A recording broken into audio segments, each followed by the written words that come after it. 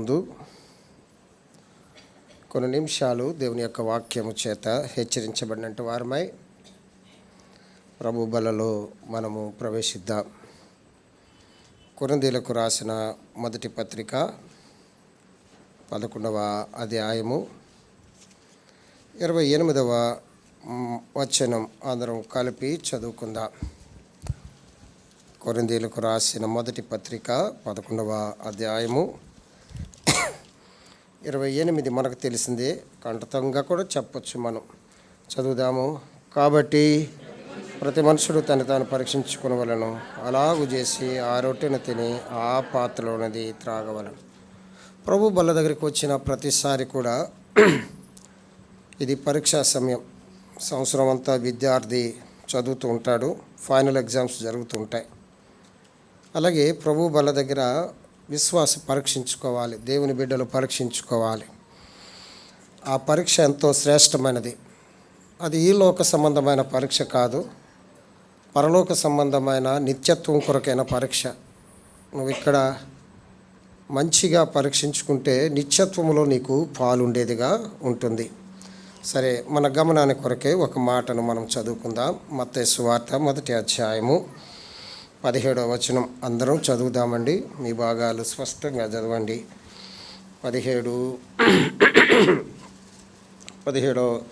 17వ వచనం అందరం చదువుదాం. మత్తయి సువార్త మొదటి అధ్యాయం 17వ వచనం. ఇట్లు అబ్రాహాము మొదలుకొని దావీదు వరకు తరములన్నీ 14 తరములు. దావీదు మొదలుకొని బబులోని కొనుపోబడిన కాలం వరకు 14 తరములు. బబులోని కొనుపోబడినది మొదలుకొని క్రీస్తు వరకు 14 తరములు. 19వ వచనం కూడా చదువుదాం. అయితే ఆమె ఆ భర్త అయిన యోసేపు నీతిమంతుడై ఉండి ఆమెను అవమానపరచునొల్లక రహస్యముగా ఆమెను విడనాడను ఉద్దేశించాను. ప్రభు సహాయం కొరకే చిన్న ప్రార్థన చేద్దాం. ప్రేమగల తండ్రి, అత్యంత కృప కనికరము కలిగిన దేవా, నీ బల చుట్టూ మేము వచ్చి ఉన్నాం. నేను బలహీనుడు నాయన, బలపరచు నాయన. ఎంతో శారీరకమైన బలహీనతను కలిగినట్టు వాడిని, నీ యొక్క బలమును శక్తిని నాకు దయచేయి నాయన. ప్రభా, చదవల భాగాలు మా కొరకు విరవండి, పంచండి నాయన. కూర్చున్న వారందరికన్నా తెలుపునని ఒప్పుకుంటున్నాను. పరిశుద్ధాత్ముడు మాకు సహాయం చేస్తే కానీ మేము ఏది బోధించలేము. నా మాటలు కాదు నాయన, నీ మాటలు రాని నాయన. కారు నిప్పు తీసి నా పెదవులు కాల్చి అపవిత్రమైన ప్రతి మాటను తీసివేసి పవిత్రమైన ఉపయోగకరమైన పరీక్ష కలిగిన మాటలు మాకు దయచేయమని యేసుక్రీస్తు వారి శ్రేష్టమైన నామంలో ప్రార్థించి వేడుకొంచున్నాము తండ్రి. ఒక్క విషయాన్ని మనము ధ్యానం చేస్తాం. యోసేపు నీతిమంతుడై ఉండి, అంతే. యోసేపు నీతిమంతుడై ఉండి.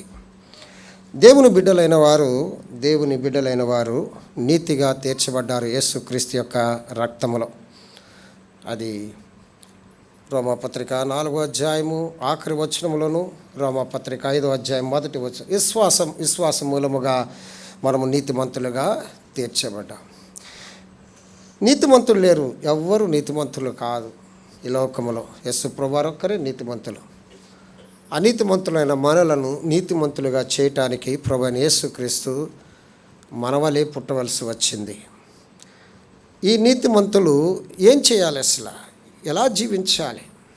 సర్లే నీతిగా అయిపోయాము అనుకుంటే కుదరదు. నీతిమంతుడు జీవించవలసిన లక్షణాలు కొన్ని ఉన్నాయి, ఆ గుణగణాలు కొన్ని ఉన్నాయి. అలా జీవించకపోతే నువ్వు నీతిమంతుడుగా పిలువబడి వ్యర్థం. నీతిమంతులుగా మనం పిలువబడి, చూడండి, ఒక ఉద్యోగంలో జాయిన్ అయిన తర్వాత వారిచ్చిన కండిషన్స్లో మనం పని చేయకపోతే మనము ఆ బాధ్యత లేక ఆ బాధ్యతలు మనకు వ్యర్థమవుతుంటాయి, తీసి పడకన పెడతారు. యేసుక్రీస్తు రక్తంలో మనల్ని నీతిమంతులుగా తీర్చిన మన ప్రభువారు మనలను నీతిమంతులుగా జీవించాలని కోరుతున్నాడు. ఆయన నీతిని భూలోకములో జరిగించాలని ప్రభువారు కోరుతున్నారు. యేసుక్రీస్తు వంశావళిలో 3:14 మనం చూస్తున్నాం కదండి. 3:14 అంటే 14 తరాలు. అబ్రహాము మొదలుకొని దావీదు వరకు 14 తరాలు. దావీదు మొదలుకొని యూదులు బబులోనికి కొనుక్కోబడే వరకు 14 తరాలు. తర్వాత బబులో నుండి యేసు ప్రభువారి కొరకు 14 తరాలు. యేసు ప్రభువారి వంశం యూదా వంశం. యూదా అనగా స్తుతి అని అర్థం, గొప్ప వంశం. 4వ స్థానంలో ఉన్న యూదా వంశం మొదటి స్థానానికి దేవుడు తీసుకొచ్చాడు, ప్రథమ స్థానానికి తీసుకొచ్చాడు. రూబేను, సిమియోను, లేవి, యూదా కదండి. యూదాను దేవుడు ప్రథమ స్థానంలో పెట్టాడు. యూదా గోత్రము నుండి యేసు ప్రభువారు పుట్టాలి. బాగానే ఉంది, చాలా బాగుంది. వారు యూదా గోత్రము వర్ధిల్లినట్టు ఏ గోత్రము కూడా అంతగా వర్ధిల్లలేదు, అంత బాగా వర్ధిల్లారు. ఇవన్నీ చూపించడానికి సమయం చాలదు, ఉపోద్ఘాతంలో మీతో చెప్పాలని ఆశపడుతున్నాను. ఆ యూదా గోత్రం నుండి యేసు ప్రభువారు ఈ లోకానికి రావాలి. యూదా గోత్రములో అనేక మంది మంచి ధనవంతులు ఉన్నారు. అబ్రహాము ధనవంతుడు, ఇస్సాకు ధనవంతుడు, యాకోబు ధనవంతుడు. అలా చూస్తే వారందరూ ధనవంతులుగా వచ్చారు. బోయజు ధనవంతుడు కదండి. వారు ఆ యొక్క దావీదు వరకు కూడా వారందరూ మంచి ఉన్నతమైన ఆస్తిపరులు, గొర్రెల కాపరులు. దేవుడు వారిని సమృద్ధిగా ఆశీర్వదించాడు. దావీదు నుండి యూదులు బబులోనికి కొనుపోబడే కాలం వరకు వారు ధనవంతులే కాదు, వారు రాజులు. వారెవరండి? రాజులు. దావీదు, సొలొమోను, రెహబాము, అబియా, ఆషా, తర్వాత యెహోషాపాతు, తర్వాత యెహోరాము, యూజియా, యోతాము, ఇలాగ వారందరూ కూడా రాజరికంలోనికి వచ్చారు. ఎప్పుడైతే దేవుని బిడ్డలు ఇశ్రాయేలీయులు 70 సంవత్సరాల చెరకు వెళ్ళారో, తిరిగి వచ్చిన తర్వాత వారి రాజ్యం పోయింది, వారి ఐశ్వర్యము పోయింది, వారి బలము పోయింది, వారి యొక్క ఘనత పోయింది. ఆ ఆఖరి 14 తరాల వారు కఠినమైన ఏంటంటే పేదరికంలోనికి వచ్చేసారు. ఎందుకు వచ్చారు? దేవుని లేఖనాలు నెరవేరబడడానికి వచ్చి ఉన్నారు. ఆయన ధనవంతుడై ఉండి మన కొరకు ఏమైపోయాడండి? దరిద్రుడైపోయాడు. కొరింథీ 8:9 కదండి. ఎంత ఐశ్వర్యవంతులో, ఎంత ఘనమైన వారు, ఎంత ఉన్నతమైన వారు, ఎంత రాజరికం అనుభవించినట్టు వారు. తర్వాత ఆ నిశ్శబ్ద కాలంలో, ఆ 4 ఏండ్లలో మకాబీలు వీరిని ఏం చేశారంటే ఏంటంటే వారి రాజ్యాలు కట్టబడినప్పుడు వీళ్ళని ఒక కార్పెంటర్స్గా పెట్టుకున్నారు, చెక్క పని చేసేవారుగా పెట్టుకున్నారు. అప్పుడే ఈ యొక్క వారు ఎంతకంటే వారు చేతి వృత్తి మీద ఆధారపడినట్టు వారు చాలా బలహీనులైపోయారు. వారి రాజ్యమా? వారిది కాదు. బానిసరిక రాజ్యంలో మకాబీలు రోమా సామ్రాజ్యం యొక్క ఆధీనంలో ఉన్నారు. పోనీ వారును వేలే రాజు, సొంత రాజు ఉన్నాడంటే అప్పటికి మతము వారిని ఏలుతుంది, ప్రధాన యాజకుడే వారికి ప్రధానుడై ఉంటున్నాడు. ఇటువంటి పరిస్థితుల్లో ఇంత యూదా గోత్రములున్న మహావైభవం అంతా కూడా చెక్క దగ్గరికి వచ్చింది, చెక్క పని చేసుకునే స్థితికి వచ్చింది. అర్థమైందండి? వారిలో యోసేపు ఒకడు.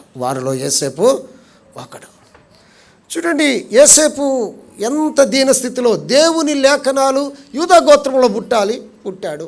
అర్థమైందా?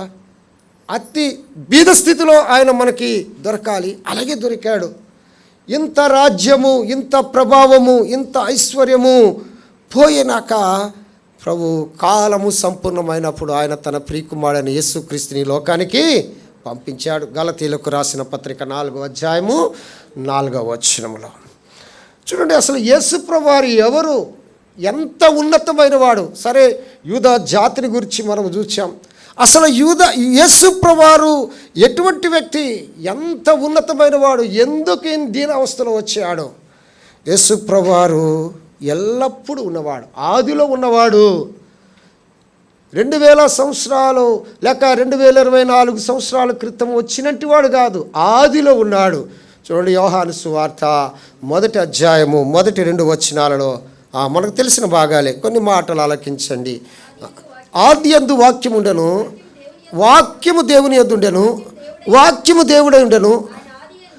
అది గమనించండి. యోహాను గారు రాస్తున్నారు, ఆయన అంటే యేసు ప్రభువారు, ఆయన ఆది యందు దేవుని యొద్ద ఉండెను. ఎక్కడ చూడండి, మొదటిగా యేసు ప్రభువారి యొక్క గుణగణ లక్షణాలు, ఆయన యొక్క ఉన్నత స్థితి ఏమిటో యూదా వారి స్థితి చూసాం. ఇప్పుడు యేసు ప్రభువారి స్థితి చూస్తున్నాం. ఆదియందు దేవుని దగ్గర ఉన్నవాడు, ఆదియందు దేవుని దగ్గర ఉన్నాడు. చదువమ్మ తర్వాత. సమస్తాన్ని సృష్టించినవాడు యేసు ప్రభువారు. ఆయన మూలముగా అంటే అక్కడ యేసు ప్రభువారే. సమస్తమును ఆయన మూలముగా సృష్టించబడినవాడు. ఎంత ఉన్నతుడండి, ఎంత ఉన్నతుడు. యూదా యొక్క ఆ యొక్క గోత్రము ఎలాగా బీదరికములో వచ్చిందో, మన ప్రభువారు ఎలా తగ్గించుకున్నారో ఈ యొక్క మధ్యాహ్న కాలంలో. ఆయన ఆదియందు ఉన్న దేవుడు. రెండవది, ఆయన అన్నీ సృష్టించినట్టు వాడుగా ఉన్నాడు. చదవమ్మా, హెబ్రీయులకు రాసిన పత్రిక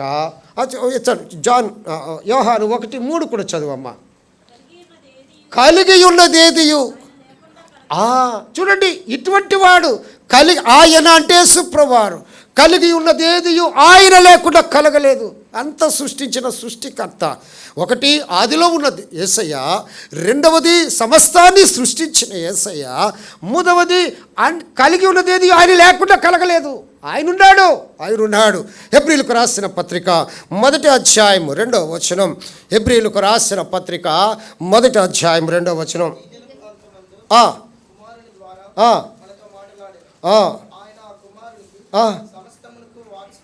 వారసుడు ఎటువంటి వ్యక్తి అండి? యూదా గోత్రము, యూదా రాజులు లేక ఆ ఉన్నట్టుమైన వారు ఎలాగ క్రిందకి పడిపోయి ఉన్నారో మన ప్రభు యొక్క ఔన్నత్యాన్ని చూసినట్లయితే, చదువునైనా మాట, ఈ దినముల అంతమందు కుమారుని ద్వారా మనతో మాట్లాడుచున్నాడు. ఆయన కుమారుని సమస్తానికి వారసుడండి. ఆయన ఆదిలో ఉన్నవాడు. ఆయన మూలముగా అన్నీ కలిగినాయి యేసుక్రీస్తు వారనే. ఆయన దేవుడు అని ఒప్పుకోక తప్పుదో. ఆయన దేవుడే, యేసు ప్రభువారి దేవుడే. తర్వాత ఆయన మూలం, ఆయన సమస్తానికి, ఆయన తర్వాతే మిగతా ఎవరైనా. ఆయన సమస్తానికి వారసుడు. అంత మాత్రమే కాదు, యోహాను సువార్త 14వ అధ్యాయం 10వ వచనములో దేవుని యందు యేసై ఉన్నాడు, యేసులో దేవుడు కనబడుతున్నాడు. చూడండి, యోహాను సువార్త 14వ అధ్యాయం 10వ వచనం. తండ్రి యందు నేనును, నా యందు తండ్రియు నమ్మండి. ప్రభువారు తన నోటితో చెప్తున్న మాట. యేసు ప్రభువారు తన నోటి, తండ్రి యందు నేనున్నాను, నా యందు తండ్రి ఉన్నాడు. కాబట్టి ఆయన దేవుడే యేసు ప్రభువారు. ఇటువంటి గొప్పవాడు, ఆదిలో ఉన్న దేవుడు, సమస్తమును సృష్టించినవాడు, ఆ సమస్తానికి వారసుడు, తండ్రితో ఉన్నవాడు. ఏం చేశాడు చూడండి, ఆయన దేవుని కుమారుడు కూడా. యోహాను సువార్త 3వ అధ్యాయం 16వ వచనం. యోహాను సువార్త 3వ అధ్యాయం 16. దేవుడు లోకమును ఎంతో ప్రేమించెను కాగా అద్వితీయ కుమారుడు, ఆయన తన అద్వితీయ కుమారుడు. అందుకే హెబ్రీ 1:5 అంటాడు, నా కుమారుడు అంటాడు. చూడండి ఎంత మంచి మాట. అంత అయిపోయిందా ఆయన యొక్క ఔన్నత్యము? యేసుక్రీస్తు వారి యొక్క ఔన్నత్యం అక్కడికి అయిపోయిందా? కాదు. కొలస్సీలకు రాసిన పత్రిక 1వ అధ్యాయం 15వ వచనములో అదృశ్యుడైన దేవుడు, ఆది సంభూతుడట. కొలస్సీలకు రాసిన పత్రిక చదువునా, ఆయన సర్వ సృష్టికి అదృశ్యుడైన దేవుడు, ఆది సంభూతుడు. 2 మాటలు పట్టుకోండి. అదృశ్యుడైన దేవుడు ఆయన ఎవరండి? ఆది సంభూతుడు. అదృశ్యుడైన వాడు, ఆది సంభూతుడు. అయిందా? హెబ్రీయులకు రాసిన పత్రిక 1వ అధ్యాయం 3వ వచనములో ఆయన ఎటువంటి వాడో, ఆయన దేవుని యొక్క మహిమ యొక్క, యేసు ప్రభువారి యొక్క ఆ యొక్క శ్రేష్టత నేను మీకు చెప్తూ ఉన్నాను. ఆయన దేవుని యొక్క మహిమ యొక్క తేజస్సు అట. చూడండి ఎటువంటి వాడు. తర్వాత ఆ దేవుని యొక్క తత్వం, మూర్తిమత్వం కనబడుతుంది యేసులో. ఆయన దేవుడు కాదనే వారికి ఆయన దేవుడే అనడానికి రుజువిదై ఉంటుంది. మొదటిది, ఆయన ఆదిలో ఉన్నవాడు. రెండవది, ఆయన ఎవరండి? సమస్తాన్ని ఆయన మూలముగా కలిగెను. మూడవది, సమస్తానికి వారసుడు. నాలుగవదిగా, తండ్రిలో యేసు ప్రభువారు ఉన్నారు, ప్రభువారిలో తండ్రి వారు ఉన్నారు. ఐదవదిగా ఆయన దేవుని కుమారుడు. ఆయన దేవుని కుమారుడు, అదృశ్యుడైన దేవుడు, ఆది సంభూతుడు ఆయన. కొలసి 1:15. తర్వాత ఆయన ఎటువంటి వాడండి? దేవుని మహిమ. యేసు ప్రభువారు దేవుని యొక్క తత్వం, దేవుని యొక్క తత్వమై ఉంటుంది. అంత మాత్రమే కాదు, మనకందరికీ తెలిసిన మాటే. పిలుపులకు రాసిన పత్రిక 2వ అధ్యాయం 6వ వచనంలో దేవునితో సమానుడు. పిలుపులకు రాసిన పత్రిక 2వ అధ్యాయం 6వ వచనంలో దేవుని స్వరూపము కలిగిన వాడు ఉండి, దైవ స్వరూపము కలిగిన వాడు దైవ సమానుడు. నువ్వు ఒప్పుకున్నా ఒప్పుకోకపోయినా దేవుడే. ఆయన మహిమ దేవుని మహిమ అయి ఉంటుంది. అంత మాత్రమే కాదు, కొలసీలకు రాసిన పత్రిక 2వ అధ్యాయం 9వ వచనంలో ఆయన దేవుని యొక్క సర్వసంపూర్ణత. 2:9లో ఏలయనగా దేవత్వము యొక్క సర్వ పరిపూర్ణత శరీరముగా, అబ్బా, శరీరముగా క్రీస్తునందు. అటువంటి వ్యక్తి ఆయన సర్వసంపూర్ణత మనకు కనుపరచడానికి శరీరము దాల్చవలసింది. చదువుదామా అందరం? ఆ మాట చదువుదామా? చదవండి. 2:9 అందరు చదవండి. ఎలానగా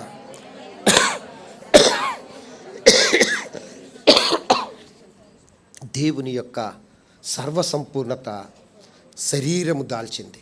దేవుని యొక్క సర్వసంపూర్ణత శరీరము దాల్చింది. 1:19 కొలసీలకు రాసిన పత్రిక 1వ అధ్యాయం 19వ వచనం కూడా చదవండి. ఆయన యందు సర్వసంపూర్ణత, అమ్మా, సర్వసంపూర్ణత నివసింపవలనయు. చాలండి. సర్వసంపూర్ణత నివసించాలని శిలువ రక్తము చేత సంధి చేసినట్టు వాడు. ఇటువంటి వాడు ఏమయ్యాడు? ఎటువంటి క్వాలిటీస్ ఉన్నాయండి ఆయనకి? ఇటువంటి వాడు ఏమయ్యాడు? నీ కొరకు నా కొరకు ఈ లోకంలో తగ్గించుకుని వచ్చాడు. దాసుని స్వరూపం తగ్గించుకున్నాడు. మనలాంటి పాప శరీరాకారముతో ఈ లోకానికి రావటానికి ఆయన ఇష్టపడ్డాడు. ఉన్నతమైన గోత్రము ఎంత దీనస్థితికి వచ్చిందో, ఉన్నతమైన దేవుడు తాను అంతగా తగ్గించుకున్నాడు. ఎవరి కొరకు? నా కొరకు. ఎవరి కొరకు? మన కొరకు. ఆది సంభూతుడు, అదృశ్య దేవుడు, దేవుని యొక్క మహిమ, ఆయన యొక్క మూర్తిమత్వము, ఆయన ఎటువంటి వారసుడు, ఏకైక పుత్రుడు, జనకైక కుమారుడు, అద్వితీయ కుమారుడు. నీ కొరకు నా కొరకు ఆయన సర్వసంపూర్త దేవుని యొక్క సర్వసంపూర్ణము అంతా కూడా భూలోకములో చూపించడానికి శరీరము దాల్చవలసి వచ్చింది ఆయన. అదే కదా మనం చదువుతున్నాం. 2:9 చదవమా? కొలసీలకు 2:9 చదవండి. ఏలయనగా దేవత్వము యొక్క సర్వ పరిపూర్ణత శరీరముగా క్రీస్తునందు నివసించుచున్నది. అంటే అవి మనము చూడలేము. కానీ క్రీస్తులో దేవత్వం యొక్క సర్వసంపూర్ణత చూస్తాం. పాపము లేనివాడు, పరిశుద్ధుడు, నిష్కల్మషుడు, నిందారహితుడు, పాపులలో చేరక ప్రత్యేకముగా ఉన్నవాడు. దేవుని యొక్క సర్వసంపూర్ణత కూడా శరీరము ద్వారా, శరీరములో ప్రభు ద్వారా మనం చూడవచ్చు. కాబట్టి ఆయన దేవుడే. ఆయన ఎవరండి? దేవుడే. ఇటువంటి యూదా గోత్రము ఎలాగా హీనస్థితికి వచ్చిందో, దేవుడు కూడా అలా దీనుడై ఈయన గురించి చూసాం. ఇప్పుడు రండి కొన్ని మాటలు మనం చూసుకొని ముగించుకుందాం. చూడండి, మత్తయి సువార్త 1వ అధ్యాయం 19వ వచనం చదవండి. ఆమె భర్త అయిన యోసేపు నీతిమంతుడు. చాలండి. ఈయన ఎవరండి? యోసేపు ఎవరు? నీతిమంతుడు. బైబిల్ గ్రంథంలో యోసేపులు కొద్దిగా అంతా మంచి క్యారెక్టర్సే కనబడుతుంటాయి. ఆది కాండంలో ఉన్న యోసేపు చాలా దైవ భయం కలిగిన వాడు, వర్ధిల్లిన వాడు, ఫలించిన వాడు. అరిమితయ్య యోసేపు దేవుని దేహమును తనకిమ్మని పోరాడినవాడు, దేవుని దేహమును భూస్థాపన చేసినట్టు వాడు. యోసేపు ఎటువంటి వాడండి? నీతిమంతుడే. ప్రియమైన బిడ్డ, యేసుక్రీస్తు రక్తంలో నువ్వు కడగబడితే, నువ్వు నీతిగా మార్చబడితే, కొన్ని పాఠాలు యేసేపు ద్వారా నువ్వు నేర్చుకోవాలి. అవి ఉన్నాయా? అప్పుడే నిన్ను నీతిమంతులు అంటారు. ఒక నీతిమంతుడు చేయవలసిన కార్యాలు, మొదటి కార్యము చూడండి, చదవమ్మ 19వ వచనం. ఆమె భర్త అయిన యోసేపు నీతిమంతుడై ఉండి ఆమెను అవమానపరచ. నీతిమంతుడు చేసే మొదటి లక్షణం, ఇతరులను అవమానపరచడు. ఇతను ఏం చేయడండి? అవమానపరచడు. తనైనా అవమానం పొందుతాడు, కానీ ఇతరులు ఏం చేశాడండి? చూడండి, ఎంత ఈ కార్యము గురించి విన్నాడు, మరియను గురించి విన్నాడు, ఎంతో హృదయంలో బాధించబడ్డాడు, నొప్పించబడ్డాడు. అయ్యో ఏంటి పరిస్థితి అనుకున్నాడు. చక్కని కుటుంబ జీవితం కలిగి ఉంటాననే ఎన్నో కలలు కన్నాడు. ఇంతలో ఈ వార్త వినేసరికల్లా అతడు ఇంకా అనుకున్నాడు, ఒక ఆలోచనలోకి వచ్చాడు. ఎందుకు? ఊరి పెద్దల దగ్గర పెట్టి, ఆమెను గూర్చి నేను సాక్షులను పెట్టి, ఆమెను రాళ్ళతో కొట్టించి, ఇదంతా నేను ఎందుకు చేయాలి? సైలెంట్గా ఉండిపోతాను అనుకున్నాడు. అంతే. ఒకవేళ పాపమే జరిగితే ఏమి చేయాలి? ద్వితీయోపదేశకాండం 22, 13, 14 వచ్చులో ఆ వ్యక్తిని ఊరు పెద్దల దగ్గరికి పిలుచుకురావాలి. వారిని గురించి ఇద్దరు సాక్షులు ఉన్నప్పుడు ఆమెను రాళ్ళతో కొట్టి చంపుతారు. ఇదంతా ఆలోచించాడు. ధర్మశాస్త్రము తెలిసిన వ్యక్తి. ఎందుకు ఆ బిడ్డను మేము బయటకు తీసుకురావాలి? ఆ కుమార్తెను ఎందుకు నేను బయటకు తీసుకురావాలి? నీతిమంతులు చేసే ఒక లక్షణం ఏమై ఉందో తెలుసా? ఇతరులు అవమానపరచరు. ఇతరులను ఏం చేయరండి? మనం ఊరికినే అవమానపరుస్తుంటాం. అవమానాలు 3 రకాలు. నేను సమయం చాలదు నాకు, కాబట్టి నేను క్లుప్తంగా నేనే రిఫరెన్స్ చెప్పి వెళ్ళిపోతుంటాను. జాగ్రత్త వినండి. చూడండి, అవమానాలు 3 రకాలు. అవమానము చెయ్యాలని చేస్తారు. అవమానం, వీడిని అవమానపరచాలరా అని అవమానపరుస్తారు. రెండవ అవమానం ఏమిటంటే పాపము వలన వచ్చే అవమానం. మనం తప్పు చేస్తే తలదించుకుంటాం కదండి. సామెతల గ్రంథంలో ఉంది, పాపము వలన వచ్చే అవమానం. మూడవది అవమానం ఏంటంటే మనము తెలియకుండానే అవమానించబడతాం. మనము తెలియకుండానే. విలియం కేరీ ఆయన ఒక సభ జరుగుతుందట. సభ జరుగుతుంటే అక్కడున్న పండితులు ఆయన గురించి ఇంట్రడక్షన్ ఇచ్చి ఆయన అవమానపరచాలనుకున్నాడు. ఆ పండిట్ ఆ సభలో ఆయన అవమానపరచాలనుకుని ఏం చేయాలంటే, ఇప్పుడు చెప్పులు కుట్టుకునేవాడు వచ్చి మాట్లాడతాడు అన్నాడట. ఏమన్నాడండి? ఇప్పుడు చెప్పులు కుట్టుకునేవాడు వచ్చితే మాట్లాడతాడంటే విలియం కేరీ తలదించుకొని వెళ్ళి ఏమన్నా తెలుసా? నేను చెప్పులు కుట్టుకునేవాడిని కావచ్చు కానీ మళ్ళీ పాత చెప్పులు, కరెక్టే, పాత చెప్పులు కుట్టుకునేవాడు వచ్చి మాట్లాడతాడంటే విలియం కేరీ ఏమన్నాడు తెలుసా? నేను పాత చెప్పులు కుట్టేవాడిని కావచ్చు కానీ దేవుడు నన్ను ఈ దేశానికి ఒక గొప్ప దర్శనముతో పంపించాడని చెప్పాడట. నువ్వు ఎక్కడ అవమానపడతావో అక్కడే దేవుడిని నిలబెడతాడు. నిన్ను ఎవరైతే అవమానిస్తారో అక్కడే దేవుడిని హెచ్చించేవాడుగా ఉంటాడు. నీతిమంతులు చేసే మొదటి లక్షణం ఏంటి తెలుసా? ఇతరులు అవమానించరు, తన అవమానం పొందుతాడు. మన ప్రభు ఇతరులను అవమానించలేదు. ఉదాహరణకి చిన్న ఉదాహరణ చెప్తా, జాగ్రత్త వినండి. మన ప్రభు అవమానిస్తే ఎంతోమందిని అవమానించాలి కదండి. వ్యభిచారంతో పట్టబడిన స్త్రీని తీసుకొచ్చారు. అందరూ రాయి వేయాలని రాళ్ళు పట్టుకున్నారు. అందరూ ఏమనుకున్నారు? రెడీ 1, 2, 3 అని వేసేద్దాం అనుకున్నారు. ఏమనుకున్నారు? మీలో పాపము లేనివాడు మొదట రాయి వేయండి అంటే అందరూ రాళ్ళు విడిచిపెట్టి చల్లగా జారుకున్నారు. చిన్నవారు మొదలుకొని పెద్దవారి వరకు ఉంది. అంటే చంటి పిల్లలు కూడా ఆడు కూడా రాయి వేయడానికి వచ్చాడట. చంటి పిల్లలు మొదలుకొని పెద్దవారు అందరూ వెళ్ళిపోతే యేసు ప్రభువారు ఆమె ఒక్కరే మిగిలిన తర్వాత ఆమె ఏమన్నారు? ఇటువంటి పాపం చేస్తావా నువ్వు? నేను కాబట్టి నేను తప్పించాను అని అన్నాడా? అవమానపరచలేదు. నీతిమంతుడు అవమానపరచడు. అమ్మా, ఎవ్వరును నీకు శిక్ష విధించలేదా? నేను కూడా నీకు శిక్ష విధింపను. ఇక వెళ్ళి పాపము. నీతిమంతుడు అవమానపరచడు. నీతిమంతుడు అవమానపరచడు. నువ్వు నీతిమంతురాలవైతే ఇతరులని అవమానించవచ్చు, కానీ నువ్వు ఇతరులను ఏం చేయకూడదు. ఒక విషయం చెప్తా, జాగ్రత్తగా మీరు పట్టుకోండి. అవమానమును ఆనందముగా స్వీకరిస్తే వద్దన్న ఆశీర్వాదం వస్తుంది.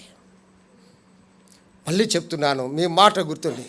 అవమానమును ఆనందముగా స్వీకరించగలిగితే వద్దన్న ఆశీర్వాదం నీ మీద ఉంటుంది. నీతిమంతులు అవమానపరచరు. ఇలాగ ఎన్నో ఉదాహరణలు చెప్పుకోవచ్చు. దావీదును అవమానపరిచాడు, కానీ దేవుడు దావీదును ఏం చేశాడు? రాజు. అవమానము మన జీవితాలలో, ప్రతి ఒక్కరి జీవితాల్లో ఇది అనుభవపూర్వకమే. అవమానం అనేది అవమానించాలని అవమానిస్తుంటారు కొంతమంది, కానీ దానిని దేవుడు ఆనందముగా మారుస్తారు. ఒకవేళ నీ పాపము వలనే నువ్వు అవమానించబడితే అది ఒప్పుకోవాలి. ప్రభు బల దగ్గర ఒప్పుకోవాలి. నీ తప్పు వలన నువ్వు అవమానముగా ఫీల్ అయితే, నీ తప్పు వల్ల, నువ్వు చేసిన పాపం వలన, నువ్వు చేసిన దోషం వలన నువ్వు అవమానముగా తలదించుకుంటే, ఇదిగో పరీక్షా సమయం. కాబట్టి మీరు రొట్టెను తిని మీరు కూడి వచ్చినప్పుడు పరీక్షించుకో నీ అంతరంగంలో. నీతిమంతులు ఏం చేయరండి? అవమానించరు, అవమానింపబడతారు. గమనించండి, అవమానించరు కానీ ఏం చేస్తారు? అవమానించారు. అందుకనే ఎబ్రి 12:2 అంటాడు కదా, అవమానమును చదవండి మాట. ఎబ్రిలకు రాసిన పత్రిక అమ్మా చదువురా. మనము కూడా అమ్మా చదువు. ప్రతి భారమును సులువుగా చిక్కులు పెట్టి పాపమును విడిచిపెట్టి విశ్వాసమునకు కర్తవ్యం చూచుచు ఈ మాట పట్టుకోండి. ఆయన తన ఎదుట ఉంచబడిన ఆనందము కొరకు అవమానమును నిర్లక్ష్య పెట్టాడు మన ప్రభువారు. ఒకవేళ నువ్వు అవమానించబడ్డావా, ఎవరైనా నిన్ను అవమానించారా, నీకు ఆనందం ఉంది. అవమానమును నిర్లక్ష్య పెట్టంతే. ఎన్నో అనుభవాలు చెప్పగలను నా జీవితంలో. ఎవరైనా నిన్ను అవమానించాలని చూస్తే ఆనందము కొరకే దాన్ని ప్రక్క దోసే, అంతే. ఆనందము కొరకే దాన్ని ఏం చేయాలండి? నీ సాక్ష్యాన్ని, నీ జీవితాన్ని, నీ క్రియలను అవమానించేవారు సిగ్గునొందుతారు.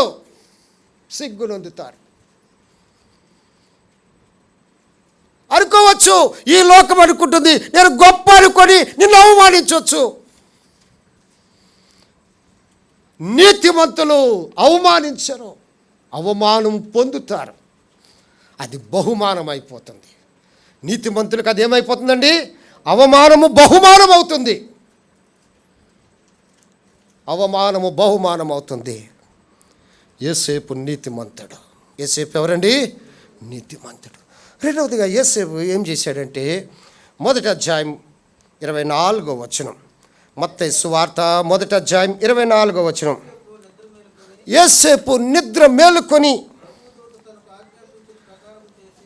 ప్రభుదూత తనకు ఆజ్ఞాపించిన ప్రకారము చేసి తన భార్యను చేర్చుకొని.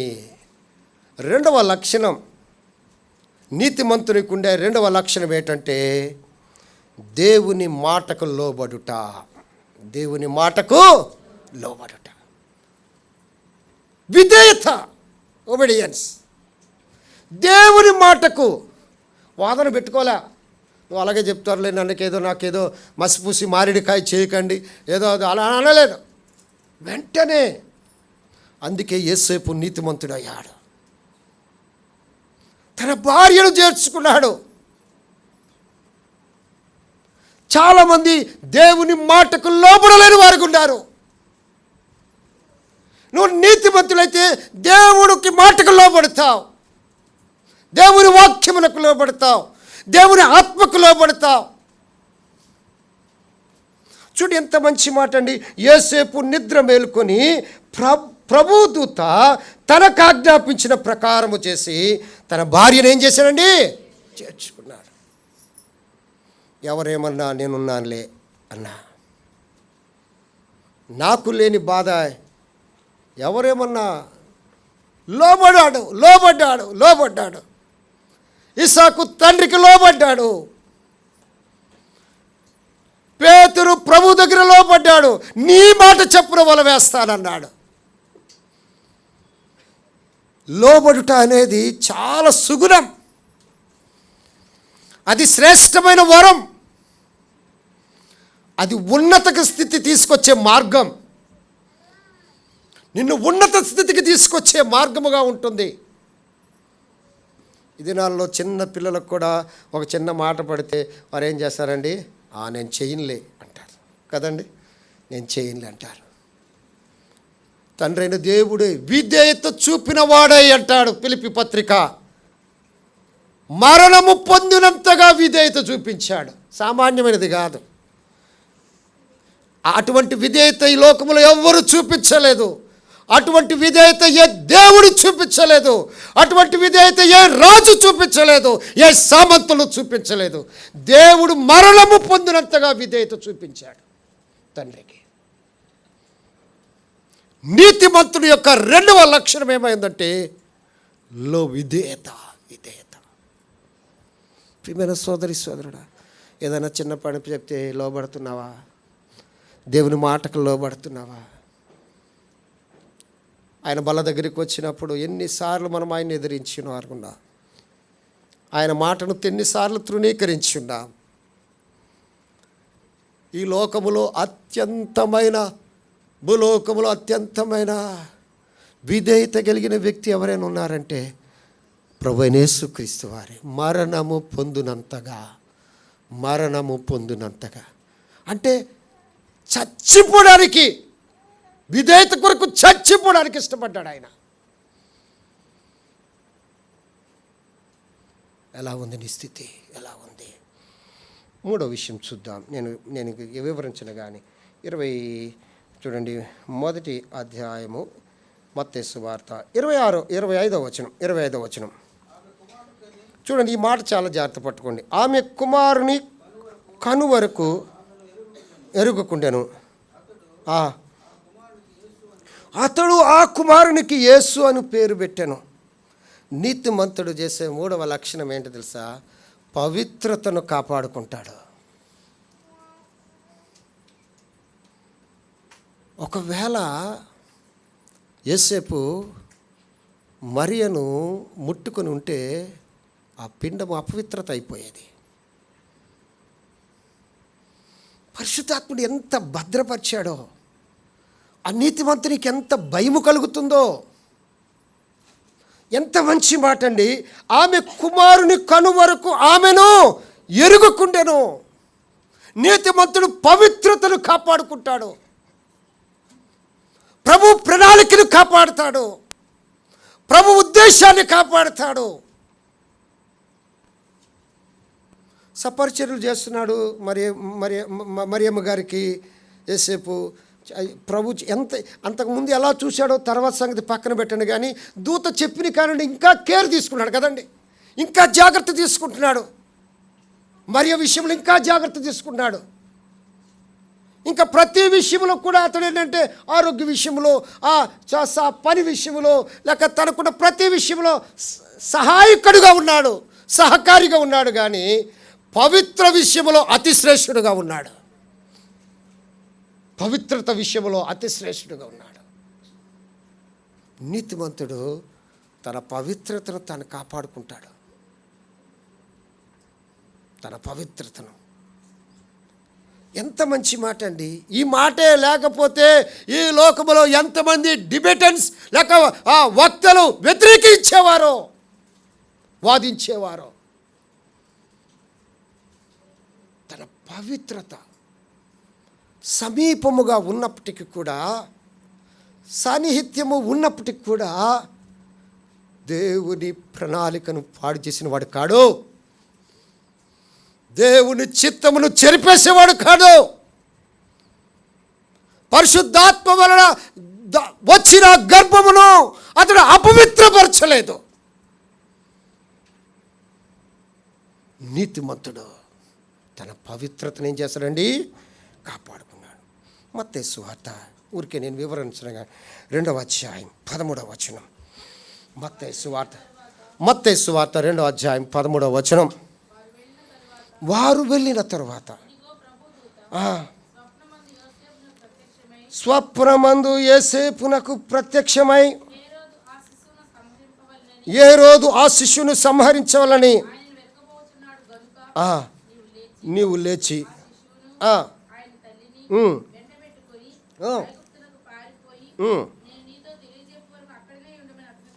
రెండోసారి లోబడుతున్నాడు.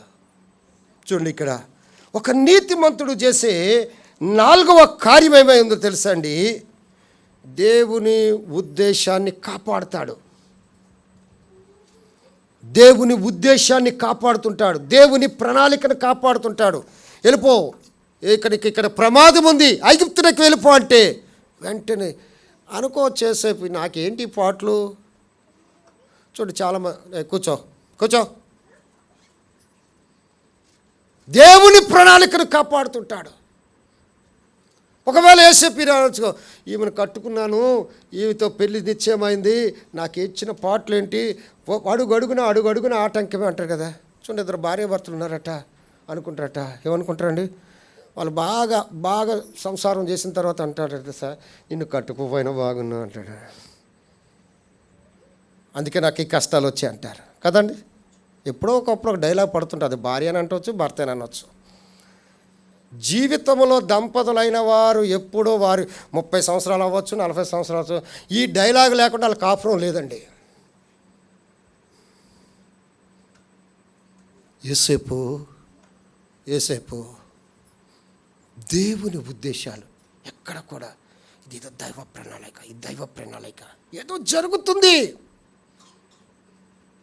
గొప్ప రక్షణ మా ద్వారా జరగాలి, మా కుటుంబం ద్వారా జరగాలి. నీకు ఆశ ఉందా? నా కుటుంబం ద్వారా గొప్ప పరిచర్య జరగాలని ఆశ ఉందా? నా కుటుంబం ద్వారా గొప్పగా సంఘం వర్ధిల్లాలని ఆశ ఉందా? దేవుని ఉద్దేశము నా కుటుంబం ద్వారా జరగాలనే ఆశ నీలో ఉంటే దేవుడు నిన్ను వాడుకుంటాడు. యోసేపు అదే చేశాడు. చెప్పగానే బయలుదేరాడు. ఆశ లేకపోతే దేవుడు నిన్ను, నీ కుటుంబాన్ని వాడుకోడు. దేవుని బల దగ్గరికి వచ్చిన ప్రభువా, నా కుటుంబం ద్వారా నువ్వు మహిమపరచబడాలి, నా కుటుంబం ద్వారా నీ ఉద్దేశం నెరవేరాలి, నా కుటుంబం ద్వారా నీ రాజ్యవ్యాప్తి జరగాలి, నా కుటుంబం ద్వారా అనేక మంది రక్షింపబడాలి, నా కుటుంబం ద్వారా రక్షకుడు వచ్చాడు అని చెప్పడానికి ధైర్యంగా నిలబడ్డాడు యోసేపు. ఆఖరిగా ఒక మాట, లూకాసు వార్త 2వ అధ్యాయం. లూకాసు వార్త 2వ అధ్యాయం.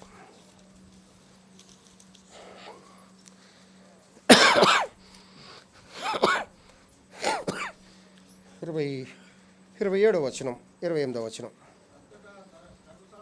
అంతటా ధర్మశాస్త్ర చదవండి, పద్ధతి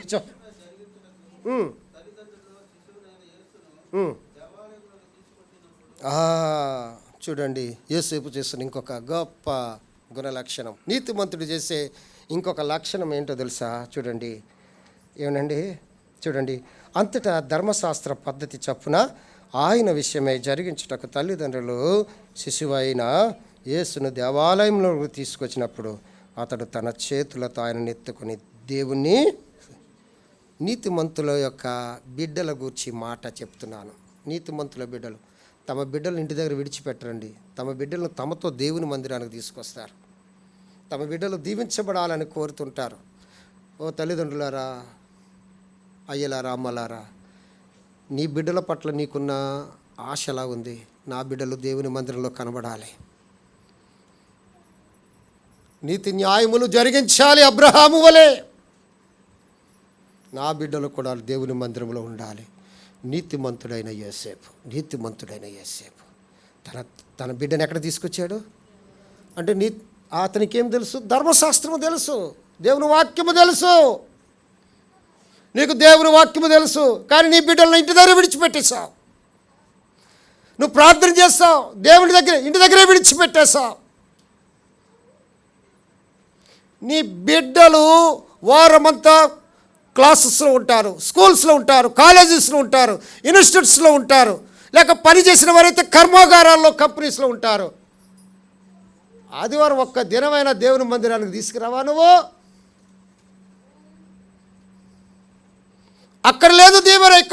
ప్రార్థన.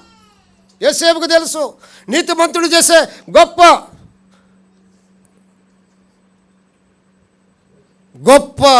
గుణలక్షణం ఏంటి తెలుసా? గొప్ప గుణలక్షణం. దేవుడు ఇక్కడ ఒక 3 గంటలు దేవుడు నీ బిడ్డలను ఇంటికి తీసుకొస్తే తరతరాలు దీవించబడతారు వారు. 3 గంటలు వారిని బయట విడిచిపెడితే తరతరాలు నిత్యనాశనం అయిపోతారు. ఒకరించండి, ప్రార్థన చేసుకుందాం.